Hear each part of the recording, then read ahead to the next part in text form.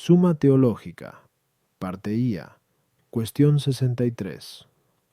Sobre la maldad de los ángeles, la culpa. Ahora hay que tratar lo referente a cómo los ángeles se hicieron malos. Primero, en cuanto al mal de culpa. Segundo, en cuanto al mal de pena. La cuestión referente al mal de culpa plantea y exige respuesta a 9 problemas. En el ángel, ¿puede o no puede haber mal de culpa? ¿Qué tipos de pecados puede haber en ellos? ¿Qué es aquello por lo que, apeteciéndolo, el ángel pecó, supuesto que se hicieran malos por algún pecado cometido por la propia voluntad? ¿Pudieron o no pudieron algunos ser malos naturalmente? Supuesto que no. ¿Pudo o no pudo algún ángel en el mismo momento de su creación ser malo por algún acto de su propia voluntad? Supuesto que no. ¿Transcurrió o no transcurrió algún tiempo entre su creación y su caída? El superior entre los que cayeron, ¿fue o no fue absolutamente el primero entre todos los ángeles? El pecado del primer ángel, ¿fue o no fue causa del pecado de los demás? ¿Los que cayeron son o no son tantos como los que permanecieron? Artículo 1. En los ángeles, ¿puede o no puede haber mal de culpa? Lat. Objeciones por las que parece que en los ángeles no puede haber mal de culpa. 1. Como se dice en Nim Metaphys, solo puede haber mal en los seres que están en potencia, pues el sujeto de la privación es el ser que está en potencia, pero como los ángeles son formas subsistentes, en su ser no hay potencia, por lo tanto en ellos no puede haber mal. Tuku. Los ángeles son más dignos que los cuerpos celestes, pero en estos, como dicen los filósofos, no cabe el mal. Por lo tanto, tampoco en los ángeles lo que es natural, siempre se conserva. Pero en los ángeles es natural que se muevan con movimiento de amor a Dios. Por lo tanto, no pueden perderlo. Pero amando a Dios no pecan. Por lo tanto, los ángeles no pueden pecar. Potr. El apetito no tiende más que a lo bueno o a lo que parece bueno. Pero es imposible que para los ángeles haya un bien aparente que no sea verdadero bien, porque en ellos no cabe error alguno, o por lo menos no puede preceder a la culpa. Por lo tanto, los ángeles no pueden apetecer sino lo que es realmente bueno, pero por apetecer lo realmente bueno nadie peca. Por lo tanto, el ángel apeteciendo no peca. Contra esto está lo que se dice en Job 4:18. En sus ángeles halló maldad. Respondo. Tanto el ángel como cualquier otra criatura racional, si solo se considera su naturaleza, puede pecar. Si hay alguno que no pueda pecar, se debe a un don de la gracia, y no a la condición natural. El porqué de esto radica en que pecar, trátese del pecado de naturaleza, de profesión o de conducta, consiste en que el acto se desvía de la rectitud que debe tener. El único acto que no puede desviarse de la debida rectitud es aquel cuya regla es la virtud de quien obra. Así, si la mano del artesano fuese la regla de cortar la madera, siempre la cortaría como se debe. Pero si la rectitud del corte está sujeta a otra regla, a veces cortará derecho y otras torcido. Solo la voluntad de Dios es la regla de sus propias acciones, porque no está ordenado a otro fin superior. En cambio, toda voluntad de cualquier criatura no obra rectamente a no ser que esté regulada por la voluntad divina, a la que pertenece el último fin. De aquí que toda voluntad del inferior deba ser regulada por la del superior, como la del soldado por la del jefe del ejército. Por lo tanto, sólo la voluntad divina está exenta de pecado. Y en cambio, en toda voluntad de la criatura puede haber pecado por su condición natural. A las objeciones 1. En los ángeles no hay potencia para el ser natural. Sin embargo, en su parte intelectiva sí la tienen para optar por esto o aquello. En cuanto a esto, en ellos puede haber mal. Los cuerpos celestes no tienen más operaciones que las naturales. Por lo tanto, así como en su naturaleza no puede haber mal ni corrupción, tampoco en su acto natural cabe el mal de insubordinación. En cambio, los ángeles, por encima de su acción natural, tienen la del libre albedrío, y por eso, en ellos puede haber mal. En el ángel es natural que se vuelva con movimiento de amor natural a Dios, como principio del ser natural, pero que se vuelva a Dios, en cuanto objeto de la bienaventuranza sobrenatural. Le viene del amor gratuito, del cual pudo prescindir pecando. Foro. En el acto del libre albedrío puede haber pecado de dos maneras. 1. Una, porque elija lo malo. Ejemplo. Peca el hombre cuando elige el adulterio, que en sí mismo es malo. Estos pecados siempre provienen de algún error o ignorancia, ya que, de no tenerlo, no se elegiría lo malo como si fuese bueno. El adúltero, ciertamente, se equivoca en cada caso concreto eligiendo el placer de un acto desordenado, como si fuese un bien que de momento quiere tener, movido por la pasión o por el hábito, aunque, por lo general, no se engaña y sí piense correctamente en esta materia. Pero el ángel no puede pecar de esta manera, porque, como dijimos, Q50a4, ni en él hay razones que entorpezcan la razón o el entendimiento. Ni a su primer pecado pudo preceder ningún hábito que le inclinara a pecar. 2. Otra. Consiste en hacer algo que en sí mismo es bueno, pero no con arreglo a la debida medida, de suerte que el defecto causante del pecado no viene por parte de lo elegido, sino de la elección, que no guarda el orden debido. Ejemplo. Quien determina orar desentendiéndose de lo prescrito por la Iglesia, estos pecados no presuponen ignorancia, sino solamente falta de consideración de aquello que debe ser tenido presente. Así es como pecaron los ángeles, los cuales, por el libre albedrío, se inclinaron al propio bien sin someterse a la regla de la voluntad divina. Artículo 2. En los ángeles puede haber sólo el pecado de soberbia y de envidia. Lat. Objeciones, por las que parece que en los ángeles puede haber más que el pecado de soberbia y el de envidia. 1. En quien cabe el deleite de algún pecado, cabe dicho pecado, pero los demonios se deleitan en las obscenidades de los pecados carnales, como dice Agustín en segundo de Civ, Dei. Por lo tanto, en los demonios puede haber también pecados carnales. 2. Si la soberbia y la envidia son pecados espirituales, también lo son la pereza, la avaricia y la ira, pero los pecados espirituales son propios del espíritu, como los carnales son propios de la carne. Por lo tanto, en los ángeles no solamente puede haber soberbia y envidia, sino también pereza y avaricia. 3. Gregorio, en Moralibus, dice: de la soberbia nacen muchos vicios, de la envidia también, pero puesta una causa se sigue su efecto. Por lo tanto, si en los ángeles puede haber soberbia y envidia, por lo mismo puede haber también otros vicios. Contra esto está lo que dice Agustín en 1400 de Civ, Dei.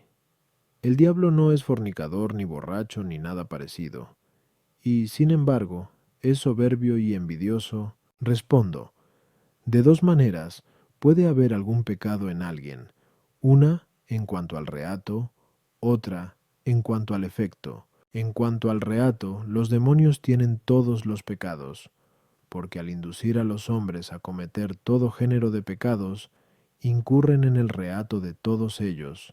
En cuanto al efecto, solamente puede haber en los ángeles malos aquellos pecados a los que puede tender la naturaleza espiritual, pero la naturaleza espiritual no tiende a los bienes propios del cuerpo, sino a los que pueden encontrarse en las cosas espirituales, ya que nada tiende más que a lo que, de algún modo, puede convenir a su naturaleza. En los bienes espirituales, cuando alguien se aficiona a ellos, no puede haber pecado, a no ser que en tal afecto no se observe la regla del superior. Pero no someterse a la regla del superior en lo debido es precisamente lo que constituye el pecado de la soberbia. Por lo tanto, el primer pecado del ángel no pudo ser más que el de soberbia, pero, y como consecuencia, pudo haber en ellos también el de envidia. En efecto, la misma razón que el apetito tiene para inclinarse a una cosa, la tiene para rechazar la contraria. Por eso, el envidioso se duele del bien del otro, pues estima que el bien ajeno es un obstáculo para el propio, pero el bien de otro no pudo ser tenido como obstáculo del bien al que se aficionó el ángel malo, a no ser en cuanto que apeteció una grandeza que quedaba eclipsada por la grandeza de otro.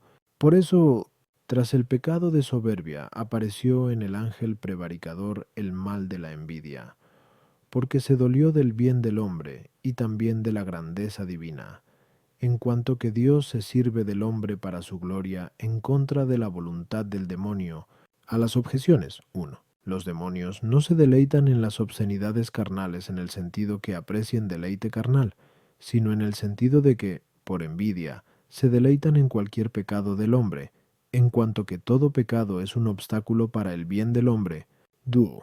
La avaricia, en cuanto pecado especial, es un apetito desordenado de toda clase de bienes temporales que sirvan para la vida humana y puedan estimarse por dinero. Los demonios no apetecen estas cosas, como tampoco apetecen los deleites carnales. Por eso en ellos no puede haber avaricia propiamente tal. Si llamáramos avaricia al deseo inmoderado de poseer un bien creado cualquiera, este género de avaricia está contenido en la soberbia que hay en los demonios. La ira, por su parte, va siempre acompañada de alguna pasión, lo mismo que la concupiscencia, y, por lo tanto, no puede hallarse en los demonios más que en sentido metafórico. En cuanto a la asedía, es una forma de la tristeza que hace al hombre lento para aquellos ejercicios del espíritu a causa de la fatiga corporal. Esto no lo pueden experimentar los demonios, por todo lo cual resulta claro que sólo la soberbia y la envidia son los pecados puramente espirituales que le pueden competir a los demonios. Sin embargo, siempre que la envidia no se tome como pasión, sino como voluntad reacia al bien ajeno. 3.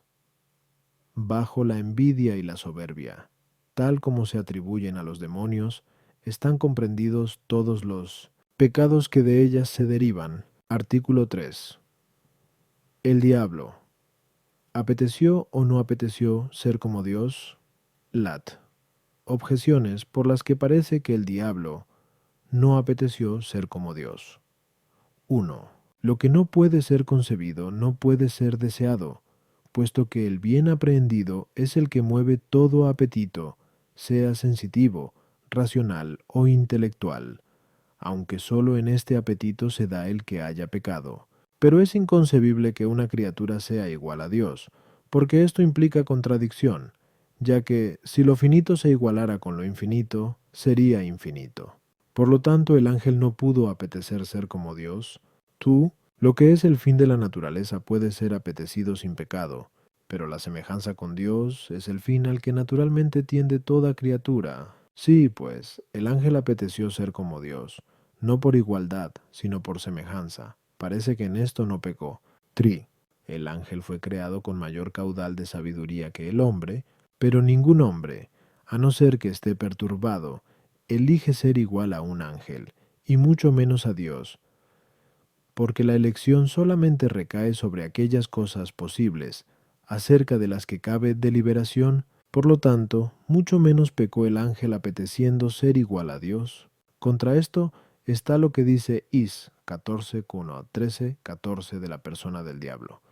Subiré al cielo y seré semejante al Altísimo, y Agustín, en el libro De Quaestionibus Bet, Test, dice, inflamado de orgullo quiso ser llamado Dios. Respondo, sin duda el ángel pecó apeteciendo ser como Dios, pero esto puede entenderse de dos maneras, como equiparación o como semejanza. Del primer modo no pudo apetecer ser igual a Dios, porque, por conocimiento natural, sabía que esto es imposible, y, además, porque a su primer acto pecaminoso no precedió en él ningún hábito ni pasión que entorpeciese su capacidad cognoscitiva, de forma que errase en aquel caso concreto, eligiendo lo imposible, como a veces nos ocurre a nosotros, y aun cuando esto fuera posible, hubiera sido contrario al deseo natural de conservar su ser, pues desaparecería si se convirtiera en otra naturaleza. De aquí que ningún ser perteneciente a un grado inferior de la naturaleza puede apetecer el grado de otra naturaleza superior.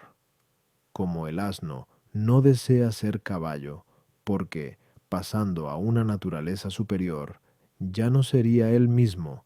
Pero aquí nos engaña la imaginación, porque, debido a que el hombre apetece elevarse a un grado superior en cuanto a sus condiciones accidentales, que pueden crecer sin que se destruya el sujeto, imaginamos que puede apetecer un grado superior de naturaleza al que no podría llegar a no ser dejando de ser lo que es. Es evidente que Dios supera al ángel, no en condiciones accidentales, sino en el grado de la naturaleza, que es también como un ángel supera a otro. Por lo tanto, es imposible que el ángel inferior, lejos de apetecer ser igual a Dios, apetezca ni siquiera ser igual al ángel superior. Apetecer ser como Dios por semejanza se puede entender también de dos maneras. 1.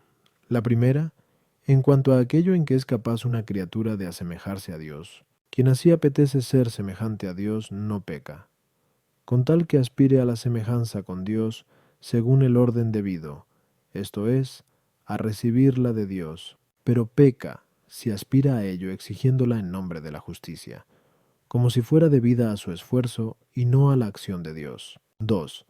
La segunda, si alguien apeteciera ser semejante a Dios en lo que no es apto para asemejarse a Dios, como por ejemplo el que apeteciera crear el cielo y la tierra, cosa que sólo pertenece a Dios, pues en este apetito hay pecado. De esta manera es como el diablo apeteció ser como Dios, y no porque apeteciera ser semejante a Dios en cuanto a no estar sometido absolutamente a nadie, porque, de ser así, hubiera querido su propio no ser, pues ninguna criatura puede existir a no ser en cuanto que participa del ser que Dios le comunica. Su deseo de ser semejante a Dios consistió en apetecer como fin último de la bienaventuranza las cosas que podía conseguir por la capacidad de su naturaleza, desviando por ello su apetito de la bienaventuranza sobrenatural que proviene de la gracia de Dios, o si deseó como último fin la semejanza con Dios que tiene por causa la gracia, quiso alcanzarla por la capacidad de su naturaleza,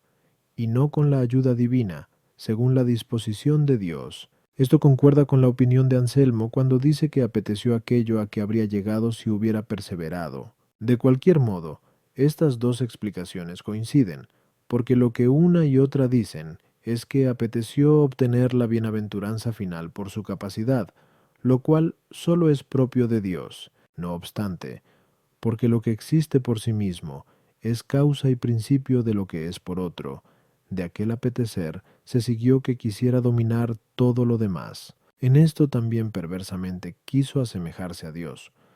A las objeciones está incluida en lo dicho. Artículo 4. Algunos demonios son o no son malos por naturaleza. Lat. Objeciones por las que parece que algunos demonios son por naturaleza malos. 1. Agustín en X de Civ. De ahí cita un texto de Porfirio. Hay un género de demonios de naturaleza falaz, fingiendo ser dioses o almas de los difuntos, pero ser falaz es ser malo. Por lo tanto, algunos demonios son malos por naturaleza. 2. Así como los ángeles fueron creados por Dios, también lo fueron los hombres. Pero hay hombres malos por naturaleza. De esto se dice en Sap 12:10. Su malicia les era natural. Por lo tanto, también algunos ángeles pueden ser malos por naturaleza. True. Algunos animales irracionales tienen cierta perversidad natural. Ejemplo, la zorra es astuta, el lobo, rapaz. Sin embargo, son criaturas de Dios, por lo tanto, también los demonios, aun cuando sean criaturas de Dios, pueden ser malos por naturaleza. Contra esto está lo que dice Dionisio en el C. Fiere div nom. Los demonios no son malos por naturaleza. Respondo, todo lo que existe, por el simple hecho de existir, tiende naturalmente a algún bien.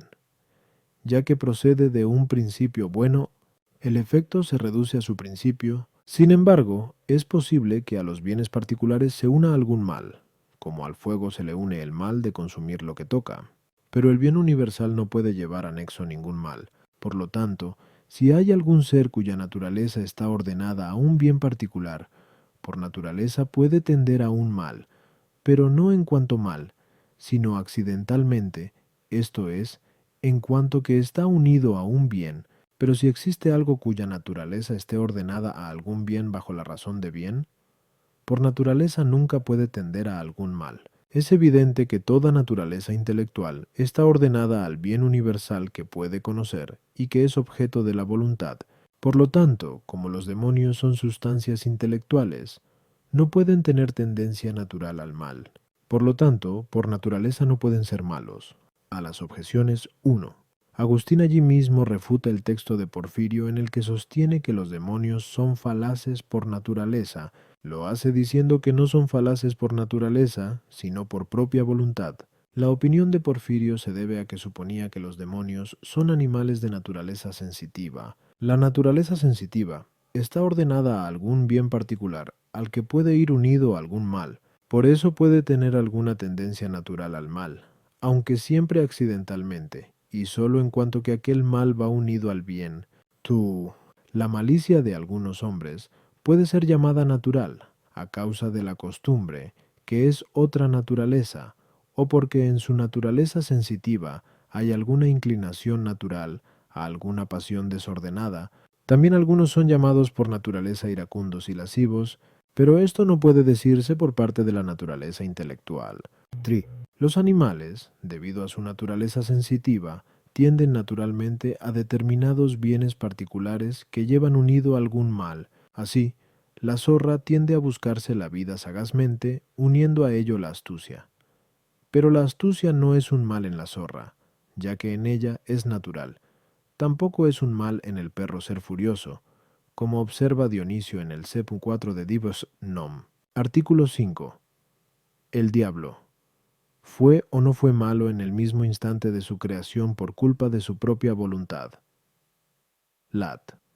Objeciones por las que parece que el diablo fue malo en el mismo instante de su creación por culpa de su propia voluntad. 1. Hablando del diablo, se dice en JN 844. Este era homicida desde el principio. Más aún, según Agustín en Supergen, adlito, el estado informe de la criatura no precedió temporalmente a su formación, sino sólo en el origen, pero, como él mismo dice en el segundo libro, por cielo, que según se lee, Gen 1:1, fue lo creado primero, se entiende la naturaleza angélica en estado informe, y cuando se lee, Gen 1:3, que Dios dijo, hágase la luz, y la luz fue hecha, se entiende su formación por su conversión a la palabra. Por lo tanto, la naturaleza del ángel a la vez fue creada y hecha luz, pero en el instante en que fue hecha luz, también fue separada de las tinieblas, 4, en las que hay que entender a los ángeles malos. Por lo tanto, fue en el mismo instante de su creación cuando unos ángeles fueron bienaventurados y otros pecaron. El pecado se opone al mérito, pero alguna naturaleza intelectual puede ya merecer en el instante de su creación, como el alma de Cristo o los mismos ángeles buenos. Por lo tanto, los demonios también pudieron pecar en el primer instante de su creación. La naturaleza angélica está más capacitada que la corpórea, pero el ser corpóreo, desde el mismo instante de su creación, empieza a ejercer sus operaciones, como el fuego se mueve hacia arriba en el mismo momento en que es producido. Por lo tanto, también el ángel pudo ejecutar sus operaciones desde el mismo instante de su creación. ¿Su acción fue recta o no lo fue? Si fue recta, por poseer la gracia mereció la bienaventuranza. Pero como dijimos anteriormente, que 5. En los ángeles el premio sigue inmediatamente al mérito. Por lo tanto, inmediatamente hubieran sido bienaventurados, y, siéndolo, nunca hubieran pecado. Esto es falso. Por lo tanto, hay que concluir. En el primer instante, por no obrar rectamente, pecaron. Contra esto está lo que se dice en Gen 1.13. Vio Dios todo lo que había hecho, y era bueno. Entre el todo estaban también los demonios. Por lo tanto, en algún tiempo los demonios fueron buenos. Respondo. Algunos sostuvieron que los demonios en el primer instante de su creación fueron malos, no por naturaleza, sino por el pecado debido a su propia voluntad, porque el diablo rechazó la justicia desde el momento en que fue hecho. Agustín en Conseil de Civ, Dei dice, quien piensa así, no incurre en aquella herejía, la de los maniqueos, consistente en decir que el demonio tiene la naturaleza del mal. Pero esta opinión contradice a la Escritura, pues bajo la figura del príncipe de Babilonia, del diablo dice Is 14:12, ¿cómo caíste, Lucifer, que nacías por la mañana? Y en Es 28:13 se dice del diablo en la persona del rey de Tiro, estuviste entre las delicias del paraíso de Dios. Por eso, razonablemente y por errónea, esta opinión es rechazada por los maestros. Algunos dijeron que los ángeles pudieron pecar en el primer momento de su creación, pero que no pecaron. Algunos rechazan esta opinión por lo siguiente: puesto que hay dos operaciones y una sigue a la otra, es imposible que las dos acaben en el mismo instante. Es evidente que el pecado del ángel fue una operación posterior a la creación. El final de la creación es el mismo ser del ángel. El final de la acción pecaminosa, que el ángel sea malo. Por lo tanto, parece imposible que el ángel hubiese sido malo en el primer instante que empezó a existir. Este argumento no parece suficiente, pues solo es aplicable a los movimientos corporales que se realizan sucesivamente. Por eso, si a un movimiento de alteración sigue uno local, no es posible que la alteración y el movimiento local terminen en el mismo instante, pero si las alteraciones son instantáneas, las primeras y las segundas pueden terminar en el mismo instante. Ejemplos: en el mismo instante en que la luna es iluminada por el sol, el aire es iluminado por la luna. Es evidente que la creación es instantánea, y que en los ángeles lo es también el movimiento del libre albedrío, pues no necesitan ningún proceso discursivo, como dijimos Cynthia 3. Por lo tanto, nada impide que en un mismo instante se dé el final de la creación y el final del movimiento del libre albedrío. Puestos en otra dimensión, hay que decir: fue imposible que el ángel pecara en el primer instante por un acto desordenado de su libre albedrío. El porqué de esto radica en que, si bien algunas cosas desde que empiezan a ser pueden comenzar también a obrar, la operación que empieza al mismo tiempo que el ser la reciben de quien reciben el ser, como el moverse del fuego hacia arriba lo recibe de quien lo genera. Por eso, si algo recibe el ser de un agente defectuoso que puede ser causa de una acción defectuosa, desde el primer instante en que empieza a existir, puede realizar acciones defectuosas. Ejemplo: la pierna que nace rota por la debilidad del principio generante, inmediatamente empieza a cojear, pero quien produce a los ángeles, Dios, no puede ser causa del pecado. Por eso no puede decirse que el diablo fuera malo desde el primer instante de su creación. A las objeciones: 1. Agustín en Cuse de Civ, Dei, dice que en la frase "el diablo peca desde el principio", JN 3:8, no hay que entender desde el principio de su creación, sino desde el principio de su pecado. Esto es porque nunca abandonó su pecado. La distinción entre luz y tinieblas, en cuanto que por tinieblas se indican los pecados de los demonios, ha de ser entendida conforme a la presciencia de Dios. Por eso Agustín en Cuse de Civ, Dei dice: solo pudo separar la luz de las tinieblas quien pudo saber, antes de que cayeran, quiénes eran los que iban a caer. Todo lo que hay en el mérito viene de Dios. Así, el ángel pudo merecer en el primer instante de su creación. En cambio, y como dijimos, en el pecado no pasa lo mismo. Como dice Agustín en Once de Civ, Dei, Dios no hizo ninguna distinción entre los ángeles antes de la aversión de unos y la conversión de otros. Así, todos, creados en gracia, merecieron ya en el primer instante. Algunos se opusieron inmediatamente a su bienaventuranza, anulando el mérito precedente. Por eso fueron privados de la bienaventuranza que habían merecido. Artículo 6. ¿Me dio o no me dio algún tiempo entre la creación del ángel y su caída? Lat. Objeciones por las que parece que me dio algún tiempo entre la creación del ángel y su caída. 1. En Es 28, 14, 15 se dice: anduviste rectamente en tus caminos desde el día en que fuiste concebido hasta el día en que fue encontrada en ti la iniquidad. Pero andar es un movimiento continuo que requiere algún tiempo. Por lo tanto, entre la creación y la caída del diablo transcurrió algún tiempo. Dice Orígenes: la antigua serpiente no anduvo inmediatamente sobre su pecho y su vientre. Aquí se significa el pecado. Por lo tanto, el diablo no pecó inmediatamente después del primer instante de su creación. 3. Poder pecar es común al hombre y al ángel, pero entre la creación del hombre y su pecado me dio algún tiempo. Por lo tanto, y por lo mismo, me dio también entre la formación del ángel y su pecado. 4. El instante en que el ángel pecó fue distinto del momento en que fue creado, pero entre dos instantes, cualesquiera, hay un tiempo intermedio. Por lo tanto, entre la tentación del diablo y su caída transcurrió algún tiempo. Contra esto está lo que se dice en JN 8:44 sobre el diablo. no se mantuvo en la verdad. Y Agustín en Cunce de Civ Dei dice, es necesario admitir que estuvo en la verdad, pero que no se mantuvo en ella. Respondo, sobre esta cuestión hay dos opiniones, pero la más probable y más conforme con la doctrina de los santos es que el diablo pecó inmediatamente después del primer instante de su creación.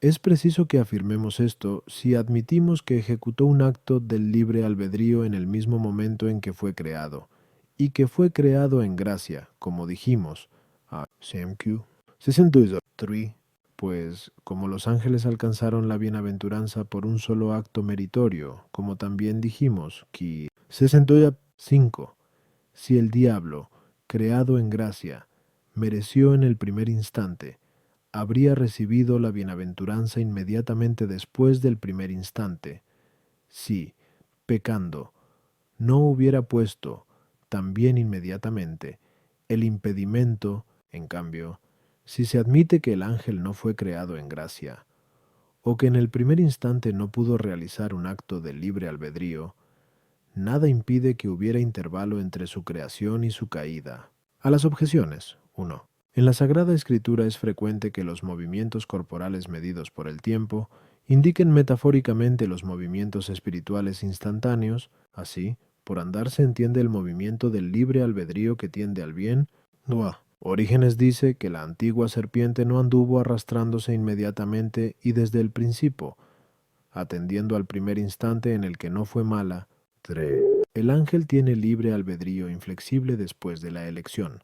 Por lo tanto, si inmediatamente después del primer instante, en el que tuvo tendencia natural al bien, no hubiera interpuesto ningún obstáculo a su bienaventuranza, hubiera sido confirmado en el bien. En cambio, en el hombre no sucede lo mismo, por lo tanto no hay paridad. Entre dos instantes cualesquiera haya un tiempo intermedio, es verdad si se demuestra que se trata del tiempo continuo, según Zisi Physic, pero como los ángeles no están sometidos al movimiento de los cuerpos celestes, que es la primera medida del tiempo continuo, en ellos por tiempo se entiende la sucesión de operaciones intelectuales y afectivas. Así, pues, el primer instante en los ángeles corresponde a la operación con la que la mente angélica se volvió a sí misma por el conocimiento vespertino. Por esto en el primer día se habla de la tarde, y no de la mañana, Gen 1. Esta operación fue buena en todos. Pero a partir de dicha operación por el 1600 conocimiento matutino, unos se volvieron al conocimiento y alabanza de la palabra, y otros, en cambio, se encerraron en sí mismos, hinchados de soberbia, se hicieron noche, como dice Agustín en cuarto Supergen, Adlit. Por lo tanto, la primera operación fue la misma en todos, pero en la segunda son distintos. Por lo tanto, en el primer instante todos fueron buenos. En el segundo, se separaron los buenos de los malos. Artículo 7. El ángel supremo entre los que pecaron, ¿era o no era el supremo de todos? Lat objeciones por las que parece que el ángel supremo entre los que pecaron no era el supremo de todos. Man, del ángel se dice en Es 28:14, eras un querubín protector, de alas desplegadas. Yo te puse en el santo monte de Dios, pero el orden de los querubines es inferior al de los serafines, como dice Dionisio en C. Sevenan. Por lo tanto, el ángel supremo entre los que pecaron, ¿no era el supremo entre todos? Dios hizo la naturaleza intelectual para que alcanzara la bienaventuranza. Así, pues, si el ángel supremo entre todos fue el que pecó, hay que concluir que la ordenación divina quedó sin efecto en la más noble de las criaturas. Esto es inaceptable. Cuanto mayor es la tendencia de alguien a algo, tanto menos puede prescindir de ello. Pero cuanto más elevado es un ángel, más tiende a Dios, por lo tanto, menos puede apartarse de él pecando. Parece así que el ángel que pecó no fue el supremo de todos, sino uno de los inferiores. Contra esto está lo que dice Gregorio en la homilía, Descentum Ovibus. El primer ángel pecó, porque, debido a su categoría de príncipe de las multitudes de ángeles, a todos los superaba en resplandor, y, comparándose con ellos, todavía se vio más resplandeciente. Respondo, en el pecado hay que considerar lo siguiente: la propensión al pecado y el motivo de pecar. Si el ángel es considerado desde la propensión al pecado, más bien parece que pecaron los inferiores y no los superiores. Por eso el Damasceno dice que el mayor de los que pecaron fue el que presidía el orden terrestre. Con esta opinión parece concordar la postura de los platónicos, como nos relata Agustín en Hueito y Epapinodesiv Dei, pues algunos decían que los dioses son todos buenos y los demonios, en cambio, unos son buenos y otros malos, advirtiendo que llamaban dioses a las sustancias intelectuales, que están por encima de la esfera lunar, y demonios a las sustancias intelectuales que están debajo. Aunque superiores a los hombres en el orden de la naturaleza, no hay motivo para rechazar esta opinión como contraria a la fe, ya que Dios administra las criaturas corporales por medio de los ángeles, como dice Agustín en Tercero de Trine. Por lo tanto, nada impide decir que los ángeles inferiores están destinados, por disposición divina, a administrar los cuerpos superiores, y los supremos están destinados a asistir delante de Dios. Por eso el Damasceno dice que los que pecaron fueron los inferiores, aunque en aquel orden inferior algunos ángeles buenos se mantuvieron fieles. En cambio, si se considera el motivo de pecar, encontramos que es mayor en los superiores que en los inferiores. Hemos visto ya a 2 que el pecado de los demonios fue la soberbia, cuyo motivo es la grandeza, y que poseyeron en mayor grado los superiores que los inferiores. Por eso Gregorio dice, el que pecó fue el supremo entre todos. Esto parece lo más probable, porque el pecado del ángel no provino de ninguna propensión, sino sólo del libre albedrío, y por lo tanto, parece que preferentemente se ha de tener en cuenta el motivo de pecar. Sin embargo, no hay que desechar la otra opinión, ya que también en el más elevado de los inferiores pudo haber motivo para pecar. A las objeciones 1. El nombre querubín significa plenitud de ciencia, serafín significa el que arde o el que incendia. Por lo tanto, es evidente que el querubín toma su nombre de la ciencia, compatible con el pecado mortal, y el serafín lo toma del ardor del amor, que no puede darse con el pecado. Por eso al primer ángel pecador no se le llama serafín, sino querubín. La intención divina no queda sin efecto ni en los que pecan ni en los que se salvan, puesto que Dios conoce de antemano la suerte de unos y de otros, y de todos obtiene gloria, de unos cuando por su bondad los salva, de otros cuando por su justicia los castiga. Así pues, cuando la criatura intelectual peca, fracasa con respecto a su fin. No queda exenta de esto ninguna criatura, por sublime que sea, ya que la criatura intelectual fue instituida por Dios de forma que, en su albedrío, puso el poder obrar por el fin. 3. Por grande que fuera la tendencia al bien que tuvo el ángel superior, no le impuso necesidad, y por lo tanto, por el libre albedrío, pudo dejar de seguir su tendencia natural. Artículo 8. El pecado del primer ángel. ¿Fue o no fue causa del pecado de los demás? Lat. Objeciones por las que parece que el pecado del primer ángel no fue la causa de pecar de los demás. 1. La causa es anterior al efecto, pero los ángeles pecaron todos a la vez, como dice el Damasceno. Por lo tanto, el pecado de uno no fue causa del pecado de los demás. 2. Como dijimos, Ariel 2. El primer pecado de los ángeles no pudo ser más que el de soberbia. Pero la soberbia busca la grandeza, y la grandeza rechaza más someterse a un inferior que a un superior. Por lo tanto, no parece que los demonios hayan pecado por haberse querido someter a los ángeles superiores más que a Dios. Pero la manera de que el pecado de un ángel haya sido la causa del pecado de los demás es que los hubiera inducido a que se le sometieran. Por lo tanto, no parece que el pecado del primer ángel haya sido la causa del pecado de los demás. Mayor pecado es someterse a alguno en contra de Dios que, en contra de Dios, querer dominar en otro, ya que hay menos motivos para pecar. Así, pues, si el motivo de que el pecado del primer ángel sea la causa del pecado de los demás consiste en que los persuadió para que se sometieran a él, el pecado de los inferiores habría sido más grave que el del superior. Esto se opone a lo que, comentando aquello del Sal 103,26. Este dragón que hiciste para que allí retosase, dice la glosa, el que superaba a todos por el ser, lo superó a todos en maldad. Por lo tanto, el pecado del primer ángel no fue la causa del pecado de los demás. Contra esto está lo que se dice en Apoque 12,4. El dragón arrastró tras de sí la tercera parte de las estrellas. Respondo. El pecado del primer ángel fue para los otros causa de pecar, no coactiva, pero sí como exhortación persuasiva. Un indicio de esto lo tenemos en que todos los demonios están sometidos a aquel primer rebelde, como resulta claro por lo que dice el Señor en Mt 25:41. Id, malditos, al fuego eterno que está preparado para el diablo y para sus ángeles. En el orden de la justicia divina, está dispuesto que, si alguno consiente en la culpa sugestionado por otro, en castigo quede sometido a su poder. Dice 2 P 2:19. Cada cual es esclavo de quien le venció.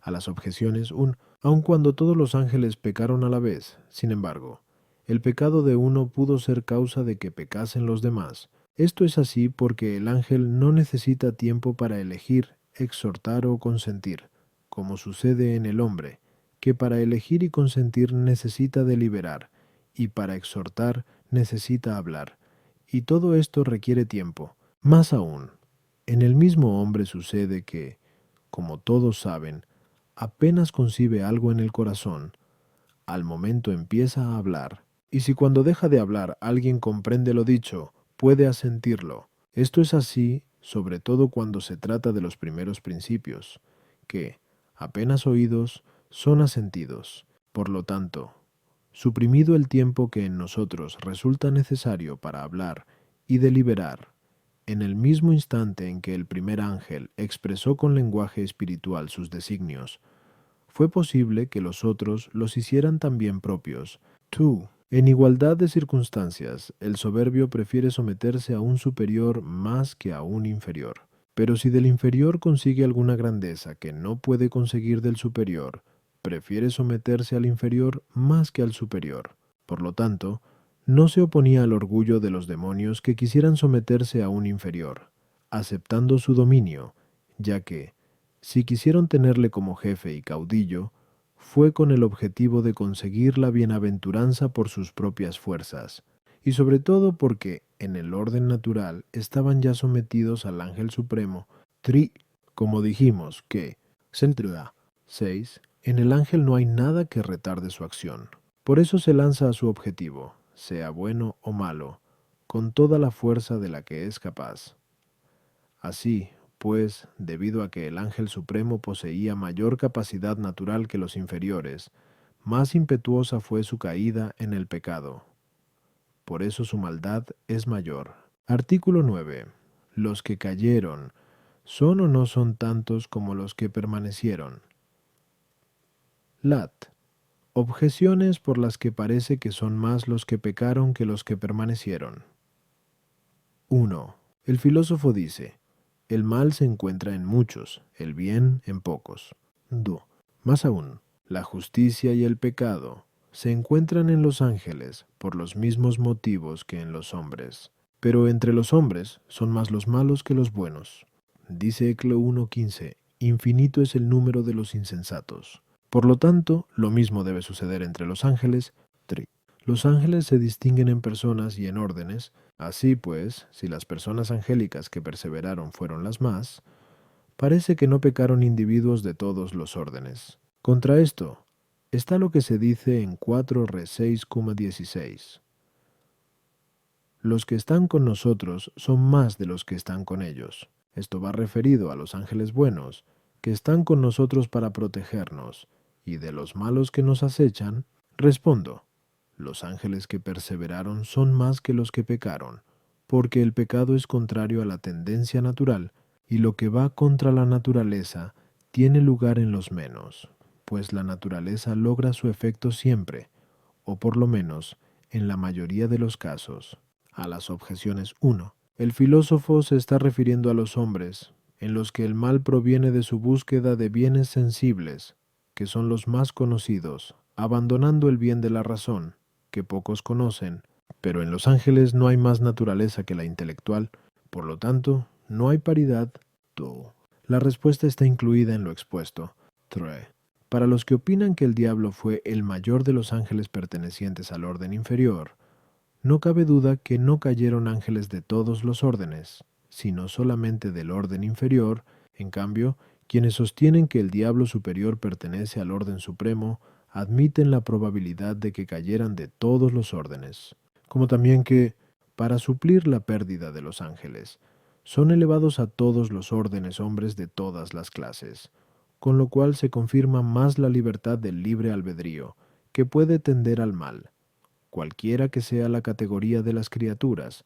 Sin embargo, en la Sagrada Escritura a los demonios no se les atribuyen los nombres de algunos órdenes, como el de serafines o tronos, porque estos nombres están tomados del ardor del amor y de la inhabitación de Dios, que no pueden darse junto con el pecado. En cambio, sí se les atribuyen los de querubines, potestades y principados, porque éstos se toman de la ciencia y del poder, pudiendo ser comunes a los buenos y a los malos.